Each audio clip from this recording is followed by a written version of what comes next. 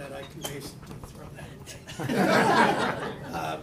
But seriously, what I would like to say, talk about our graduates for a change. And this is a graduation. It's a commencement.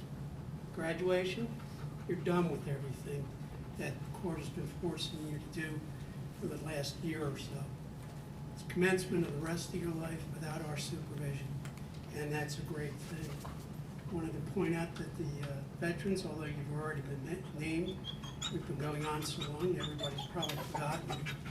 It's Matt Ghilardi, who was in the Army, Jacob Nats, U.S. Air Force, also security police, and I just lost my... Tillman. Curtis Tillman, who was in both the Army and the Air Force. I figure the Army was just a youthful, misguided decision. As Ken said, well over 90%, I didn't realize the hard numbers, of the people that complete the program become and stay successful for the rest of the time, as far as we know. You came into the program, it was not easy. You guys can all attest to that. The judge told you to do things. They weren't suggestions, they were orders. You did them. But I want to tell you a little secret. You didn't have to do it. All the judge could do, once he gave you the order, was make life uncomfortable if you didn't follow through. Like going to jail. You did the work. You deserve to be here today. Everybody from the court and the attorneys that have been involved appreciate what you've done. Throughout the time here, there may have been instances when you thought the judge didn't like you. Maybe you thought that the prosecutor was mean. She is.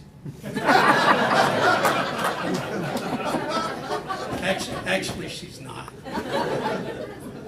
Although Warner may have a different opinion about the prosecutor.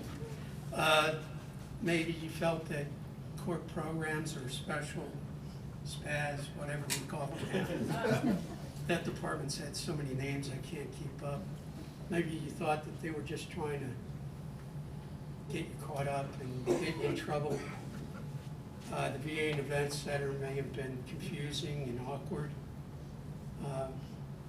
Maybe you got annoyed with this silly Boston accented marshal for having you give bodily fluid samples.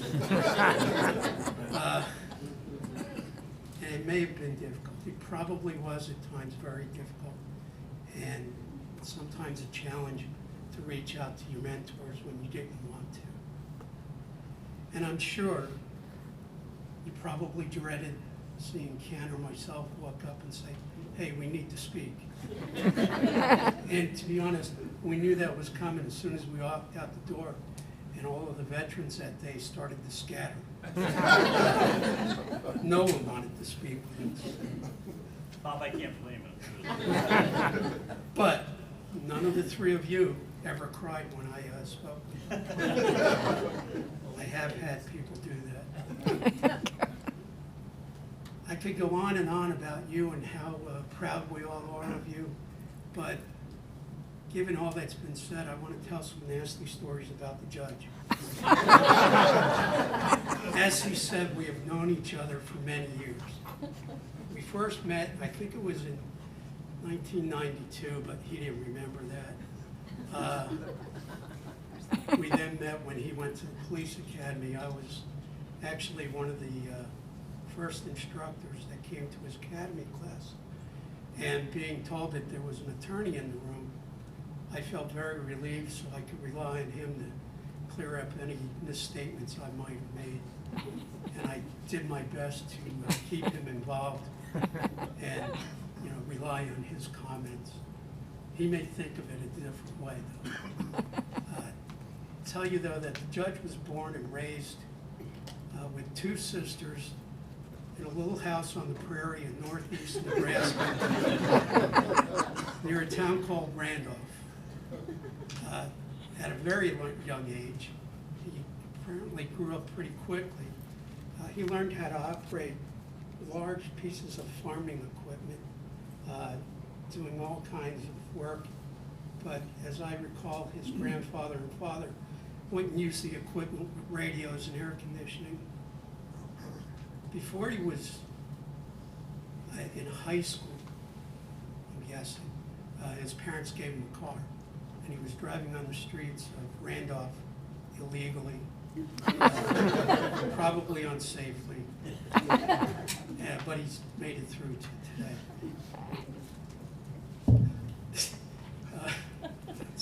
Some of this I can't say because I promised Serena I'd take all the bad words out. While he was a kid, he also learned an awful lot about animal husbandry. He could tell you precisely how long it takes for a sow to give birth, from the day of conception until it gives birth. How he would know when they conceived. He told me about an incident in which his parents decided to leave their 3 children alone while they went on vacation. And Mark argued with him that, Dad, the pigs are going to start being born shortly. And that morning, or some morning after that, his father disagreed with Mark's calculation. While his parents were on vacation, Mark went out and found several piglets that were frozen solid because it was winter. So his grandmother taught him how to thaw piglets out. And they saved quite a number of them.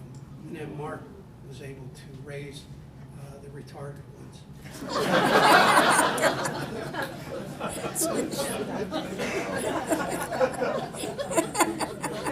While he was in high school, he played football and wrestled. And he was apparently a good wrestler. He knew how to inflict pain without getting caught by the referee. And that was able to get him a scholarship to University We'll get this Oklahoma State. So he went, he went to Oklahoma State on a wrestling scholarship, wrestled against premier Olympic athletes. I don't think he was really that successful against those individuals. He got a business degree. Ended up with an MBA, and at some point in all of this, he worked for a cereal company as in a marketing position. Am I correct? Yep. And that position, the way I understand it, was going to grocery stores and trying to get counter space for his products. How successful he was. Another job I'd love. Yeah. He decided then to go to law school. He goes to Nebraska for law school, and that wasn't enough. So in the morning before classes started, he drove a school bus, and I've never heard of any reported accidents or lost children. But he did that. And then he had another job at the same time. Yeah, I had 3 jobs in law school. I was a hotel desk clerk Friday and Saturday nights for 12-hour shifts. That was fun. And then clerk. And he was going to school at the same time, which he did do quite well in. At his school, and I'm sure it was similar to mine, during the orientation days at school, the military recruiters will show up and see if anyone's interested in joining the various branches. Mark chose the Marine Corps because I think they promised to teach him how to tie his shoes. Okay, where's the hook at? He did well in the Marine Corps, but being a lawyer just wasn't enough while he was in the Marine Corps. He volunteered to go to Somalia and for a court-martial, I believe. But when he got there, there wasn't going to be a court-martial. So he was the officer that went around paying off people who claimed that their animal had been killed by the military in some way. So he was paying people off. After the Marine Corps, he becomes goes back to Nebraska, where he was an instructor at a police academy. He then leaves that job, another one he couldn't hold on to, and comes to Nevada, where he joins the Henderson Police Department. He did well as a police officer, started having some medical issues. We were able to take him while his boss was away from the police department into the city attorney's office. And that was about 1991. No, I'm sorry, 2000. 2000, I get lost with time. He was an excellent prosecutor. When he first went to work for us, our boss at the time, a guy named Dave Minkavich, is going to give him some supervised introduction to the way things were being done here. Walks in, Dave says to him, "Do you understand what's going on?" Mark says, "Yeah." He says, "Okay, fine, you do the trial." And Dave leaves the room, his first day. He did well. I could always rely on him. And I think until Phil reached out to him about Veterans Treatment Court, he was about as big a fan of alternative courts as I was. I was not a fan. But we were going to lunch one day, and he tells me about the Veterans Treatment Court. And at that particular time, I was either working in the civil division or I was trying to advise the police department, and they never listened. And he tells me about this, and I said, "You know, I want to participate." And I went to my boss, and I said, "I want to do this." And Shauna Hughes, who was the city attorney at the time, said, "I don't care." So when they were having, I think it was the second court session, I went to the attorney that was assigned to do it, and I just said, "I'm doing this, give me the files." And that was good. I enjoyed it. I retired. A year or so later, I'm in the gym. I don't have my hearing aids on. He comes up to me while I'm on a elliptical machine, starts talking to me. And she said, "Ken Roberts?" And I just said, "Yeah." And he says, "Okay, we'll see you next week." I had no clue what he was saying.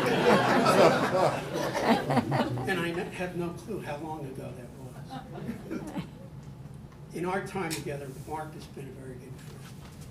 We've golfed together on numerous occasions. He is very sarcastic, insulting, crude. If you hit an errant shot and walk back to the crowd, he will say something like, "Oh, that's a good spot to come in from," even if it's in someone's hot tub. But we've enjoyed each other and had a great deal of fun together on many occasions. If you want to hear some really interesting farm stories, which I will not get into today, ask him about rats and the frozen pig sickles. So, you guys did great. He's a good guy. Thank you.